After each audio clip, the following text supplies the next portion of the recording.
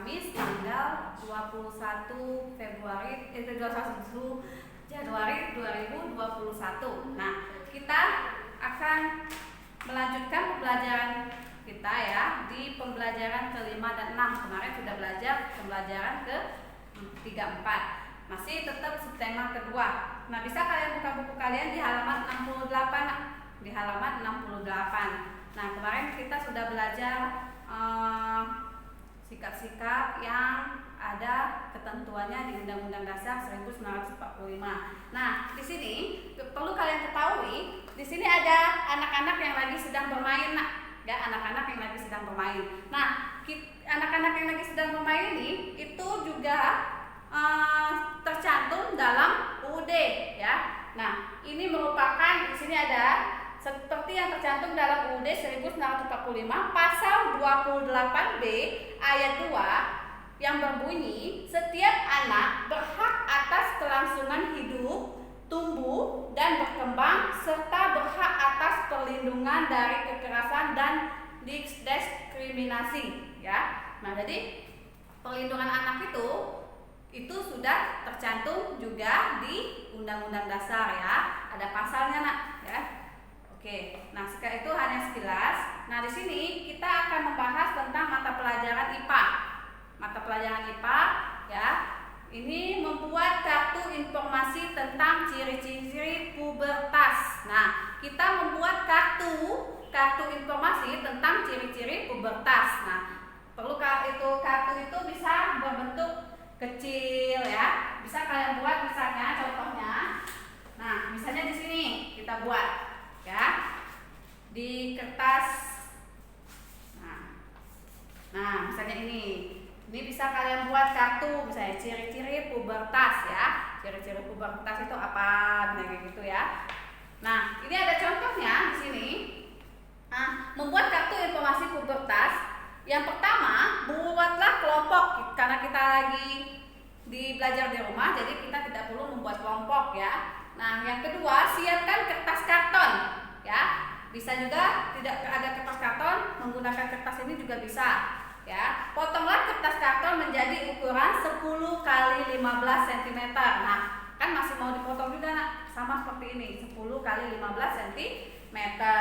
Siapkan sebanyak beberapa lembar karena dia mau membuat ciri-ciri pubertas. Misalnya pada lembar pertama itu kita gambar, misalnya ada anak.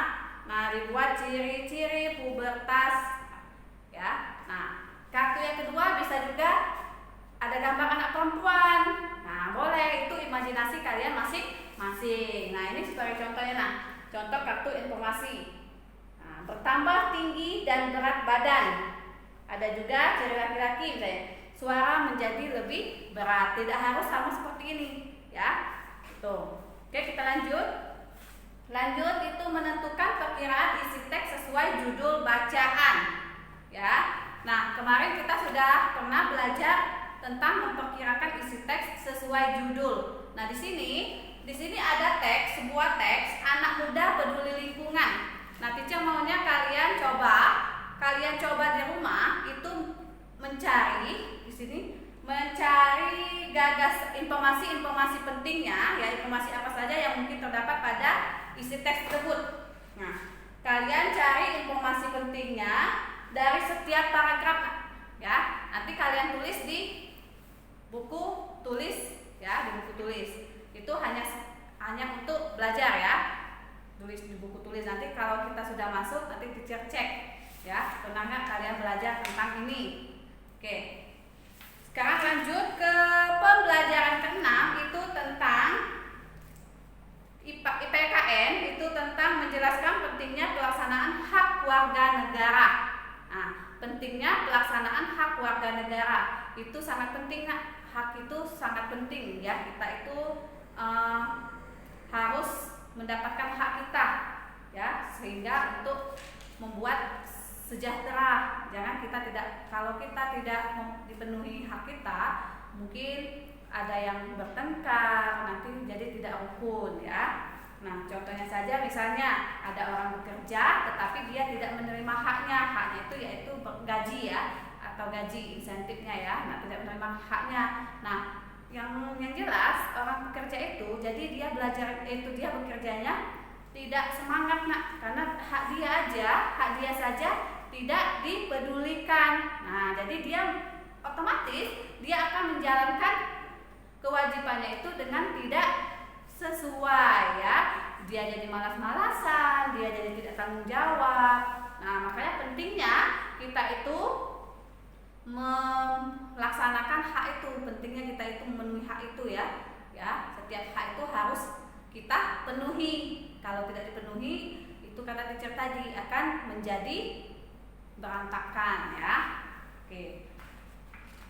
Karena hak itu memiliki banyak manfaat. Nah, di sini pelaksanaan hak juga penting bagi penyelenggaraan pemerintahan. Misalnya, hak dalam mengeluarkan pendapat ketika mengikuti pelaksanaan pemilu. Nah, hak itu misalnya dalam pemilu itu kita mengeluarkan pendapat kita, ya, kita berhak mengeluarkan pendapat kita, ya. Nah, itu tidak semua hak dapat langsung dilakukan oleh semua warga. Misalnya saja, hak untuk memberikan hak pilih dilakukan oleh warga yang berusia 17 tahun ke atas. Nah, untuk pemilihan umum ini, pemilu ini, yang boleh mengeluarkan suaranya, yang berhak mengeluarkan suaranya itu yang umurnya 17 tahun ke atas ya. Untuk anak-anak yang di bawah 17 tahun ke atas tidak boleh untuk memilih, belum berhak ya dia untuk memilih. Nah, itu contohnya. Sekarang lihat, sudahkah kamu melaksanakan hakmu sebagai warga negara? Nah, itu tadi pemilu tadi itu merupakan hak kita sebagai warga negara, karena kita berperan ya untuk ikut mengeluarkan pendapatnya ya. Nah, apa saja hak yang sudah kamu lakukan? Nah, itu mungkin untuk kalian bisa kalian cari hak kalian yang sudah kalian lakukan ya. Oke, lanjut. Di pelajaran bahasa Indonesia itu masih tentang gagasan utama keseluruhan teks. Kemarin sudah dijelaskan, tidak diulangi lagi. Karena gagasan utama seluruh teks itu, yang langkah pertama kita harus mencari dulu gagasan utama setiap paragraf ya. Nah, dari setiap paragraf tersebut kita akan menghasilkan, menyimpulkan, menggabungkan ya, dengan bahasa kita sendiri boleh, atau itu disesuaikan menjadi gagasan utama teks ya, gagasan keseluruhannya. Tidak usah dijelasin. Nah, kita di sini, nah lihat di sini. Adapun langkah-langkah efektif yang dapat dilakukan untuk menentukan gagasan utama teks. Nah, yang pertama itu menentukan teks yang akan dibaca, baik berupa buku ya, jelas itu pasti kita mendapatkan teksnya. Mencermati judul teks, membaca teks dengan seksama, menggarisbawahi kalimat utama. Nah, garisbawahi kalimat utama seperti yang kita pelajari kemarin. Menandai informasi penting dalam teks, mencatat informasi penting dalam teks menggunakan unsur berita. Ya, apa, siapa, kapan. Mencatat gagasan utama setiap paragraf, baru menulis gagasan utama teks ya dalam bentuk ringkasan. Ya, dalam bentuk ringkasan. Jangan gagasan utama teksnya itu nanti panjang sama seperti teks tersebut ya. Karena itu kan sudah gagasan utama teks ya, sama seperti ringkasan. Itu. Sekarang kita lanjut ke pelajaran SBDP. Di pelajaran SBDP ini, nah di sini lihat, selain hak-hak yang telah diuraikan sebelumnya, hak kita sebelumnya, warga negara juga memiliki hak untuk mengembangkan diri dalam bidang seni dan budaya. Nah, hak kita mengembangkan seni dalam bidang seni dan budaya ini juga tercantum dalam undang-undang ya, pasal 28C. Nah, pasal 28C ayat 1. Itu pasal 28C ayat 1. Nah, yang tadi itu pasal 28B ya. Nah, ini pasal 28C ayat 1. Nah, pengembangan diri dalam bidang seni budaya dapat dilakukan dengan mempelajari tarian dari berbagai daerah di Indonesia. ya, dari berbagai tarian di Indonesia.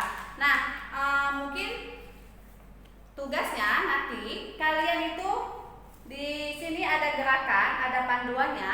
Tolong kalian videokan gerakan tersebut, ya, gerakan 1 dan gerakan 2 ini, ya. Nah, perhatikan juga hitungannya, nak. Misalnya gerakan 1, kedua tangan di depan dada, kedua tangan kita di depan dada. Ikuti contohnya. Hitungan 1 sampai 2, artinya 1, 2, kayak gitu ya. Tuh. Kedua kaki rapat dan lutut sedikit menekuk. Nah, sedikit menekuk tadi kan sama yang teacher contohin tadi. Hitungannya 1, 2. Nah, silakan kalian contohkan, kalian praktekkan di rumah ya, dan kalian videokan nanti kirim ke Google Classroom. Oke, mungkin cukup di situ penjelasan teacher pada hari ini. Selamat pagi.